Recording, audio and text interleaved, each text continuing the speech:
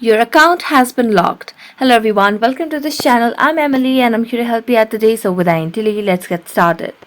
So first of all, launch the Chrome browser on your device over here, and as you launch the Chrome browser, tap on the search bar and search for Facebook support over here. Here you can simply search for Facebook support and it will land us to this help center. So simply tap on the help center option. Now what you need to simply do is tap on the search bar and search for account locked.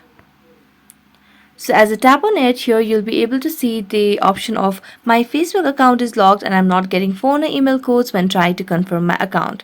So you can simply tap on this option and here you can see the probable reasons of why your account was locked and so on. So if that doesn't help you, you can just simply tap on was this helpful and then tap on no. Tap on solution does not work and then tap on the tell us more box and then mention that your account has been locked and you'd want to unlock the Facebook account, and you can just mention your email ID and your username to get the Facebook team contact you. Then tap on submit and the team will contact you within 24 hours. So that's it. Thank you so much for watching this video. See you next time.